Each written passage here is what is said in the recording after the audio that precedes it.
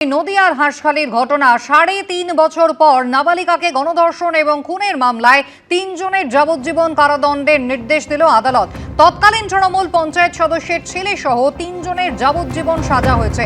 তৎকালীন পঞ্চায়েত সদস্য সমরেন্দ্র গোয়ালির ছেলে ব্রজ গোয়ালির যাবজ্জীবন কারাদণ্ড হয়েছে। তৃণমূলের তৎকালীন পঞ্চায়েত সদস্য সমরেন্দ্র গোয়ালি এবং পীযূষ কান্তি ভক্তকে ৫ বছরের জেল। সমরেন্দ্র গোয়ালির অন্যতম সহযোগী দীপ্ত গোয়ালিকে ৩ বছরের কারাদণ্ডের নির্দেশ দিয়েছে আদালত। মৃত নাবালিকার প্রতিবেশী অংশুমান বাগচিকেও ৩ বছরের কারাদণ্ডের নির্দেশ। সুরজিৎ রায় এবং আকাশ বাড়ুর নামে ২ দোষীকে শর্ত সাপেক্ষে জামিন দিয়েছে আদালত। গণধর্ষণ, অনিচ্ছাকৃত খুন, হুমকি, তথ্য প্রমাণ লোপাট এবং পক্সো আইনে সাজা ঘোষণা হয়েছে।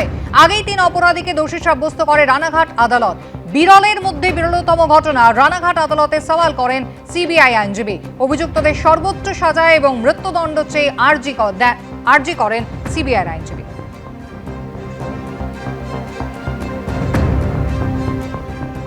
যদিও আদালতের এই রায়ে সন্তুষ্ট নয় নাবালিকার পরিবার। নিহত নাবালিকার মায়ের প্রতিক্রিয়া রাখবো আপনাদের সামনে। জজ সাহেব যে রায় দিয়েছে এতে আমি খুশি না। আমার মেয়েরা যারা গণধর্ষণ করেছে তাদের জজ সাহেব যদি ফাঁসি দিত তাতে আমি খুশি হতাম। দোষী সাব্যস্ত এবং সাজাপ্রাপ্ত যারা তারা দাবি করেছেন তারা সম্পূর্ণ নির্দোষ, তাদেরকে ষড়যন্ত্র করে ফাঁসানো হয়েছে। নির্দোষেরা সব 100% নির্দোষ, 100% সম্পূর্ণ রাজনীতিভাবে ফাঁসানো হয়েছে এই সমস্ত লোকগুলো। মিথ্যে কথা একদম। আর এবার আপনাদের দেখাবো এই ঘটনার তদন্তে সিবিআই এর যে চার্জশিট দেওয়া হয় সেখানে ঠিক কি কি উল্লেখ রয়েছে।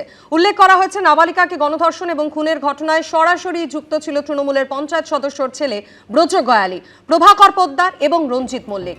হাসপাতালে না যেতে দেওয়া, নাবালিকার পরিবারকে ভয় দেখানো, ময়না তদন্তের আগেই নাবালিকার দেহের দ্রুত সৎকারে যুক্ত ছিল বাকিরা।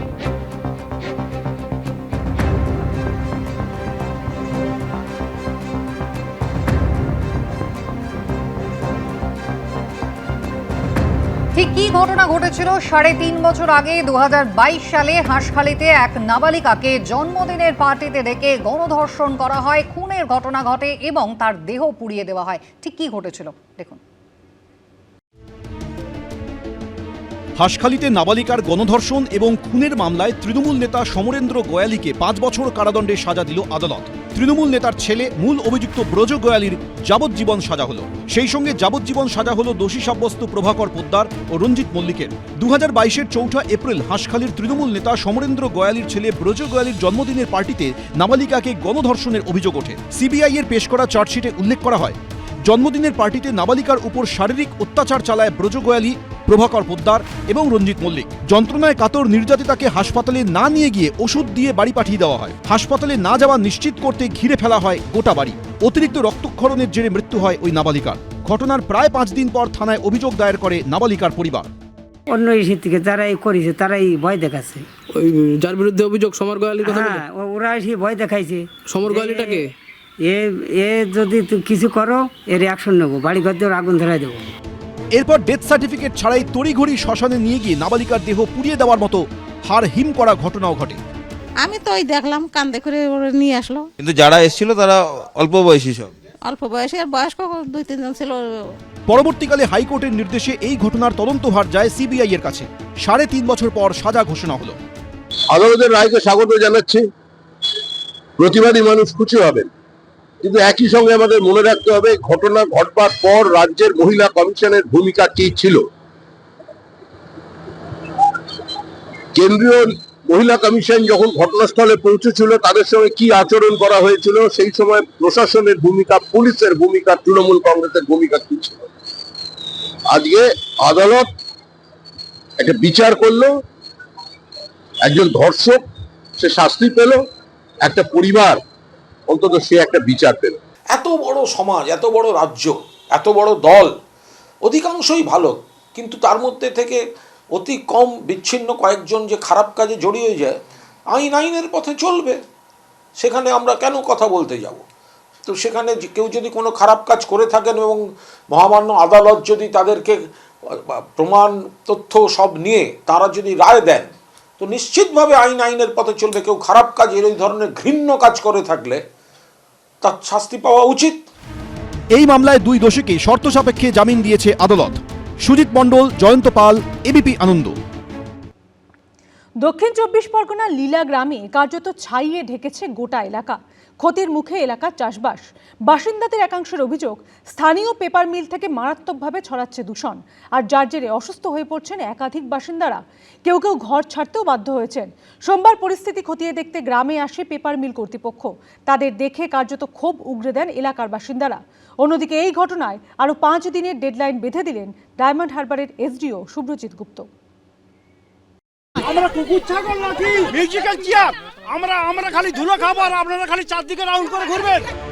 বাড়ির ছাদ থেকে উঠোনে পুরু ছাইয়ের পরত, দূষণে কার্যত ঢেকে গেছে সবুজ ধানক্ষেত থেকে বাগানের গাছের পাতা।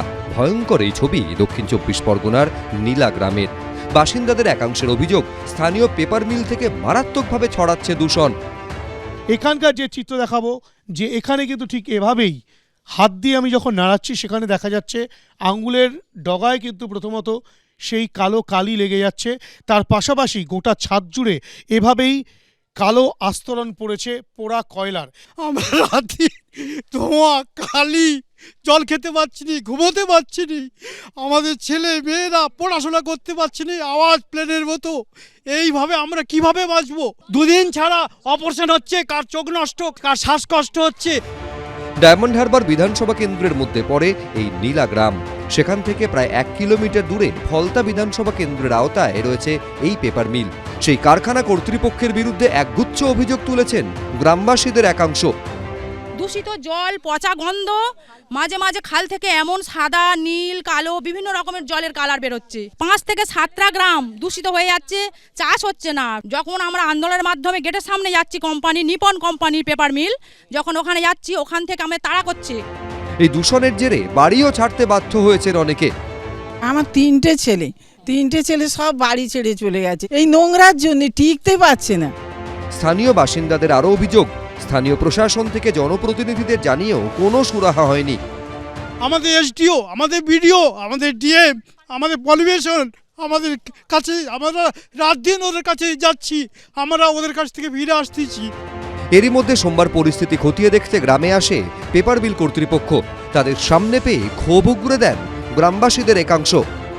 আমরা কুকুর ছাগল নাকি? আমরা ব্যাক ফিল্টার লাগিয়েছি, এবারে আমরা দেখতে আসছি যে ওইটা করার পর কতটা ইমপ্রুভমেন্ট আসছে। Musical chair? আমরা খালি ধুলো খাবো আর আপনারা খালি চারদিকে রাউন্ড করে ঘুরবেন। আমি চেষ্টা করছি যে সবাইকে সাথে নিয়ে প্ল্যানটা যাতে চলে এবং আপনাদের যে সমস্যাটা, ওই সমস্যাটা যাতে সলভ করতে পারি। এটা খুব দ্রুত আমরা চেষ্টা করব, এটা যেন সলভ হয়ে যায়। অন্যদিকে এই ইস্যুতে কার্যত দায়িত্ব এড়িয়ে যেতে দেখা যায় স্থানীয় বিধায়ককে। নিপন পেপার মিলের দূষণ হচ্ছে, তবে আপনি যতটা করে বলছেন অতটা নয়, তাই দূষণ হচ্ছে। কিন্তু প্রশাসন ব্যবস্থা নেবে কি করে? এটা ফলতা থানার মধ্যে পড়ে, আমাদের কোনো করণীয় নেই।